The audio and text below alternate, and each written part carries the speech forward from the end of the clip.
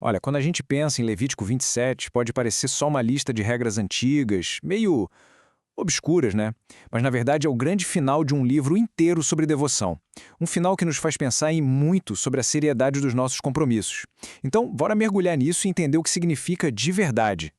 Pois é, essa sensação, essa dificuldade que todo mundo já sentiu de manter uma promessa, isso nos conecta direto ao coração de Levítico 27. O tema aqui é justamente esse: o peso, o valor de um voto sagrado. Para a gente entender a importância desse capítulo, a gente precisa, voltar no tempo, imaginar a cena. Os israelitas estão ali, no deserto, e Moisés entrega para eles o livro de Levítico, que é tipo um guia para que eles se tornem uma nação santa. E o capítulo 27 é o grande finale, o arremate de tudo isso, e o foco em algo super pessoal, a consagração de cada um a Deus. Mas afinal, o que era um voto nesse contexto? Bom, pensa assim. Era uma promessa que a pessoa fazia por vontade própria, mas que tinha um peso sagrado, sabe? A regra era bem clara. Ninguém te obrigava a fazer um voto. Mas, a partir do momento que a palavra era dada, que a promessa era feita, cumprir era inegociável. Não tinha volta. Então, vamos ver como é que isso funcionava na prática, no dia a dia. O capítulo já começa com um dos votos mais sérios que alguém podia fazer: dedicar uma pessoa ao serviço do Senhor. E o mais curioso é que esse compromisso era, como posso dizer, selado com um pagamento em dinheiro.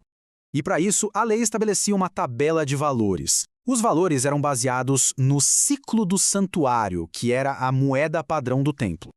Agora, um ponto super importante aqui. Isso de forma alguma media o valor de uma vida humana, tá? Era uma forma simbólica de representar o potencial de trabalho, de serviço que aquela pessoa representava para a comunidade.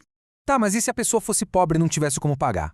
O sistema era pensado para ser justo. Olha que interessante. O sacerdote podia ajustar o valor dependendo do que a pessoa podia pagar. Isso garantia que ninguém, absolutamente ninguém, fosse impedido de se dedicar a Deus por falta de dinheiro. A adoração era para todo mundo.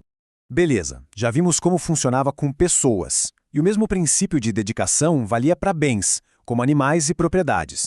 Só que aqui entra um conceito novo, a ideia de resgate, que nada mais era do que a chance de comprar de volta alguma coisa que tinha sido consagrada. E aqui tinha uma distinção bem clara. Se o animal fosse limpo, ou seja, um animal que podia ser usado em sacrifícios, ele se tornava santo e pronto, não podia ser resgatado. Já um animal impuro, que não servia para sacrifício, esse sim, podia ser comprado de volta, mas tinha um detalhe: uma sobretaxa. E essa sobretaxa era sempre a mesma, 20% a mais sobre o valor que o bem foi avaliado. Era tipo uma taxa de recompra, sabe? Isso valia não só para os animais impuros, mas também se alguém quisesse resgatar uma casa ou um campo que tinha dedicado. A ideia era reforçar a seriedade do voto que a pessoa tinha feito lá no início.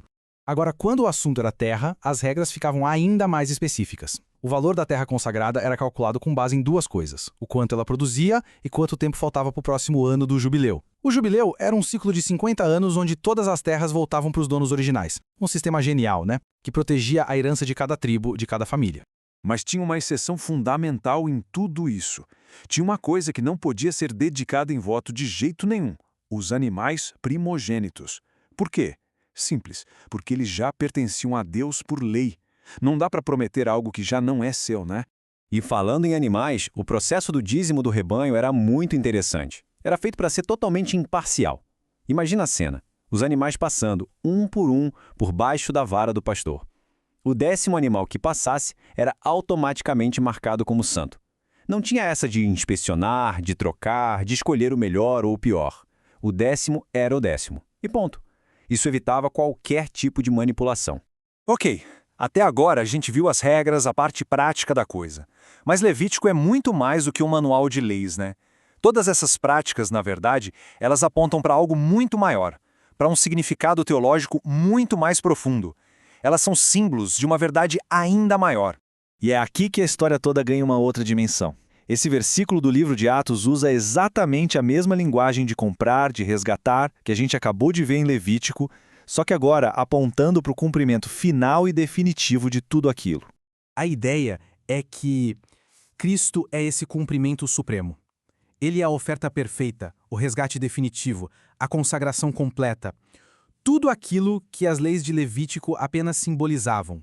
É a dedicação total, sem nenhuma reserva. Então, diante de tudo isso, a gente pode se perguntar, tá, mas o que Levítico 27 tem a ver com a vida hoje em dia? E a resposta está nos princípios por trás dessas leis antigas. Princípios que, olha, são surpreendentemente atuais.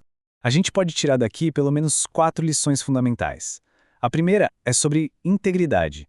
Nossos compromissos são sérios e precisam ser cumpridos. A segunda, sinceridade. A adoração de verdade é honesta, transparente, sem querer manipular.